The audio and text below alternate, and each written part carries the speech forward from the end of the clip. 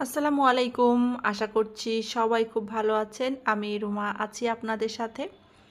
তো শীত তো চলেই আসলো। তো শীতের এই সময় কিভাবে আপনার ইনডোর প্ল্যান্টগুলোর যত্ন করবেন সেই সম্পর্কে বলবো। তবে সবার আগে বলবো যে ইনডোর প্ল্যান্ট বলে কোনো গাছ নেই।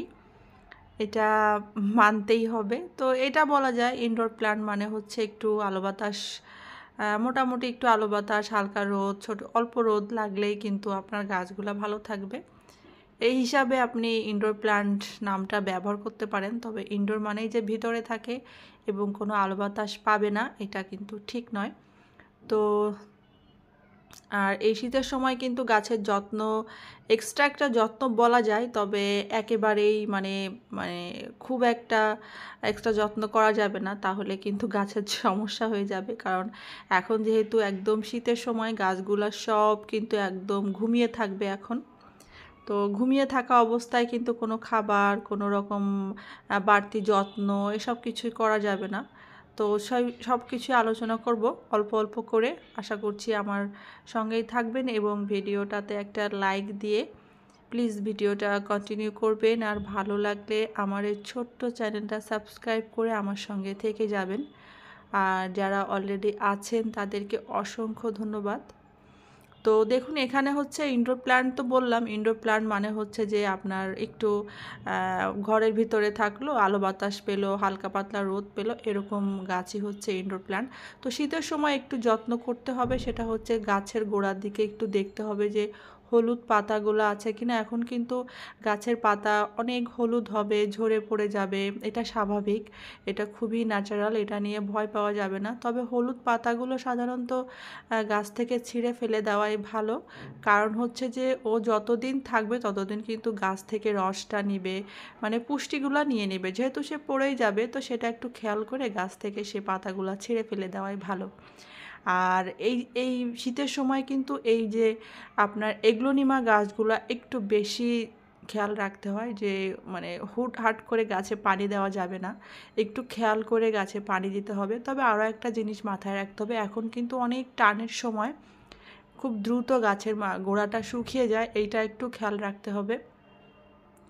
আর যখন অনেক শীত পড়বে তখন কিন্তু ব্যাপারটা একটু আলাদা, একটু ভেজা ভেজা ভাব থাকবে, বাতাসের ভিতরে যেন কেমন একটা ভেজা ভেজা ভাব থাকবে, তখন কিন্তু পানি একটু দেখেই দিতে হবে। আর আমি যেটা করি, যখন আমি গাছে পানি দিই তখন কিন্তু খুব ভালোভাবেই পানি দিই, যেন নিচ থেকে শিকড়টা পুরা গাছটা ভিজে যায় এবং নিচ থেকে পানিটা বের হয়ে আসে। তাহলে হবে কি, আপনার বারবার পানি দিতে হবে না, তবে অতিরিক্ত পানি দেওয়া যাবে না। আর অবশ্যই গাছের পাতাগুলোকে একটু পরিষ্কার রাখতে হবে। সেক্ষেত্রে আপনি স্প্রে করে দিতে পারেন, অথবা গাছের পাতাগুলা কোনো একটা সুতি কাপড় দিয়ে পরিষ্কার করে দিতে পারেন। এখানে দেখুন, এটা হচ্ছে স্পাইডার প্ল্যান্ট। তো স্পাইডার প্ল্যান্ট, এই যে যে ছোট ছোট পাতাগুলা, এইটার যে স্পাইডার প্ল্যান্ট, এটা কিন্তু সব পাতাগুলো এখন আস্তে আস্তে মরে যাবে, অলরেডি মরা শুরু করেও দিয়েছে। এখন এই পাতাগুলা ফেলে দিলেই যে আপনার ভালো হবে সেটা বলবো না, কারণ হচ্ছে এই গাছে পাতা প্রায় সব মরেই যাবে, এখান থেকে থাকবে না। তারপরে যতটুকু সম্ভব চেষ্টা করতে হবে একটু ফেলে দেওয়ার। তো আর একটা আছে যেটা বড়টা, সেটা কিন্তু এখন এখনও খুব ভালোভাবেই চলছে। কারণ হচ্ছে যে এই ছোট গাছগুলার পাতাগুলা মরে যাবে, কিন্তু এই বড়টা, এটা এখন যেটা দেখাচ্ছি, এই স্পাইডার প্ল্যান্টের পাতা কিন্তু হয়তো একটা দুইটা হলুদ হবে, পড়বে, কিন্তু ওই রকম মরে শেষ হয়ে যাবে না। ওটা যেমন সব পাতাগুলো শুকিয়ে যাবে, আবার গরম আসলে নতুন করে আবার পাতা বের হবে, এই বড়টা কিন্তু এরকম হবে না। আর এই গাছগুলাতেও কিন্তু এখন কোনো রকম কোনো খাবার দেওয়া যাবে না। ইনডোর প্ল্যান্টে শীতের সময় কোনো খাবারের প্রয়োজন হয় না, কারণ হচ্ছে শীতের সময় কিন্তু গাছ বাড়ে না। তো সে কারণে কিন্তু খাবারেরও প্রয়োজন নয়, এটা কিন্তু খুবই গুরুত্বপূর্ণ। কোনো রকম খাবার দেওয়া যাবে না। যদি শীতের আগে খাবার দিয়ে থাকেন তাহলে দিয়েছেন, আর দিবেন না। আর যদি না দিয়ে থাকেন তাহলে এখন আর কোনো খাবার দেওয়ার প্রয়োজন নাই। যেহেতু এখন শীত পড়েই গিয়েছে, বিভিন্ন জায়গায় বিভিন্ন রকম শীত পড়ছে, কিন্তু শহরের দিকে এখনও তেমন শীত পড়েনি। এই জন্যই বললাম বিভিন্ন রকম শীত, গ্রামের দিকে কিন্তু বেশ শীত পড়ে গিয়েছে এখন। তবে শহরের দিকে এখনও শীত না পড়লেও শীতের কিন্তু একটা ভাব চলে এসেছে। আর দেখুন এই যে গাছগুলো আমি এরকম সুন্দর কোনো কাপড় দিয়ে কিংবা সুতা মানে তুলার কটন যেগুলো আছে সেগুলো দিয়ে পরিষ্কার করে দিই। তো এটা কিন্তু আমার বলা যায় যে মেকআপ করার পরে যে মেকআপ রিমুভ করার জন্য যে কটনগুলা থাকে এটা কিন্তু সেইটা। তো এই কটনগুলা আমি আমার মেকআপ রিমুভ করেছি কি না আমার মনে পড়ে না, হয়তো করেছি কয়েকবার, কিন্তু তাদের মেকআপ করাটা আমি রিমুভ করি প্রায়। খুব ভালো লাগে সেটা এটা দিয়ে মুছতে, আর ময়লাটা খুব দ্রুতই পরিষ্কার হয়ে যায়। দেখুন কত সুন্দর আমার গাছটা পরিষ্কার হয়ে গেল। শীতের সময় কিন্তু অনেক ধুলাবালি হবে, তো চেষ্টা করতে হবে যে আপনি এক একটা করেও পরিষ্কার করতে পারেন, অথবা গাছ স্প্রে করে ধুয়ে পরিষ্কার করতে পারেন। তো আর একটা জিনিসও করতে পারেন, সেটা হচ্ছে যে ওয়াশরুমে যে কিন্তু নিয়ে যেয়ে কিন্তু গাছগুলা সবগুলো এক জায়গা করে তারপর ধুয়ে দিলেই খুব ভালো হয়। যাদের অনেক গাছ আছে তারা তো আসলে প্রতিটা গাছ এভাবে একটা দুইটা পাতা মানে আলাদা আলাদা করে মোছা খুবই কঠিন বিষয় হয়ে যায়। যাদের একটু মানে একটা দুইটা গাছ আছে তারা করতে পারেন, কিন্তু অনেক গাছের ক্ষেত্রে এটা খুবই একটা কষ্টের বিষয় হয়ে যায়। দেখুন গাছগুলো কত সুন্দর চকচক করছে, মাশাআল্লাহ। এটা কিন্তু লিপস্টিক এগ্লোনিমা। এই যে দেখুন, আর এই পথসগুলা কিন্তু এখন মানে পথসগুলাও সব চুপসে যাবে, একেবারে চুপচাপ থাকবে, বাড়বে না খুব একটা। তারপর হচ্ছে নতুন পাতাও বের হবে না, কোনো খাবারও নিবে না। এই কারণে অবশ্যই গাছে কিন্তু কোনো খাবার দেওয়া যাবে না। এক কথায় আমি মানে সবগুলা একটু ছোট করে এখানে সব কিছু বলে দিচ্ছি। গাছে নিয়মিত পানি দিতে হবে, মানে খুব বেশি না। যখনই দেখবেন আপনার গাছের পাতা গাছের গোড়া শুকিয়ে গিয়েছে তখনই পানি দিবেন। তারপর হচ্ছে কোনো গাছে কোনো খাবার দিবেন না। অবশ্যই এটা খেয়াল রাখতে হবে, গাছকে একটু পরিষ্কার করে রাখতে হবে যেন ময়লা গাছে না থাকে। এখন যেহেতু বৃষ্টি বাদল নাই, পোকামাকড় হওয়ার সম্ভাবনাও একটু থাকে, মানে যখনই দেখবেন যে গাছের ধুলাবালি জমে তখনই কিন্তু আড়াল জায়গায় কিন্তু বেশিরভাগ ক্ষেত্রে দেখা যায় যে পোকা হয়। তো সেক্ষেত্রে আপনারা এরকম যদি পরিষ্কার ওভাবে যেটা দেখিয়ে দিলাম যে কটন দিয়ে পরিষ্কার করছি, ওটা যদি না পারেন তাহলে ওয়াশরুমে নিয়ে যেয়ে এরকম করে সব গাছে একটু ভালোভাবে স্প্রে করে দিলে কিংবা মানে পানি দিয়ে দিলেও কিন্তু সব পরিষ্কার হয়ে যাবে। আর সবসময় আমি একটা কথা বলি, এমনভাবে পানি দিতে হবে গাছে যেন নিচ থেকে পানিটা বের হয়ে যায় এবং শিকড়গুলো সব ভিজে যায়। তাহলে খুব ভালো হবে, আপনাকে ঘন ঘন পানি দিতে হবে না।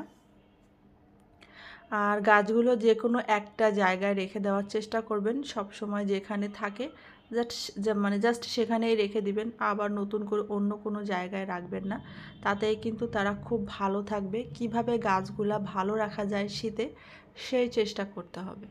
জায়গা পরিবর্তন করলে কিন্তু গাছ মানে শীতের সময় যেহেতু জায়গা পরিবর্তন করা যাবে না, অনেক আলো বাতাস আসে, এরকম জায়গায় রেখে দিতে হবে, চেষ্টা করতে হবে। এটা আমার একটা অনেকগুলা সিলভার শাটিন।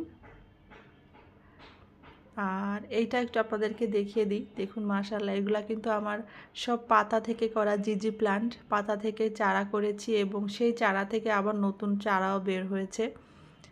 এটা মানে 100% গাছগুলা সবই বেঁচে গিয়েছে আমার।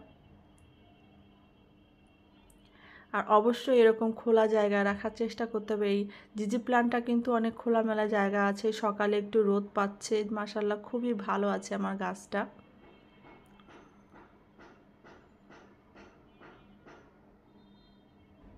এখন কিন্তু সব গাছই মোটামুটি মানে বাড়বে যে না তা না, বাড়বে তো অবশ্যই। মানে আগে যেরকম মাসে আপনার একটা কি দুইটা পাতা নতুন পাতা হতো, এখন হয়তো 2 মাসে একটা পাতা হবে এরকম।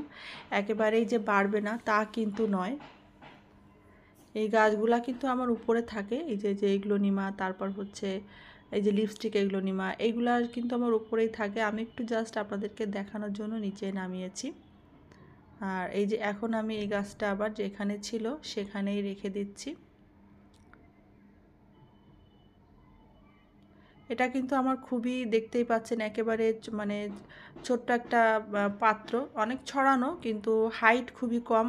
তারপরও দেখুন গাছ কিন্তু ভরা, অনেকগুলা গাছ এখানে, মানি প্লান্ট, তারপর এনজয় পথস, সিলভার শাটিন, অনেকগুলা গাছ একসঙ্গে রেখেছি।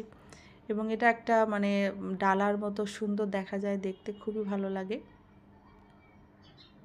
আর এটা হচ্ছে মঞ্জুলা। এই মঞ্জুলাটা আমার এখানেই থাকে এবং দেখতেই পাচ্ছেন কি পরিমাণে ঘন হয়েছে গাছটা।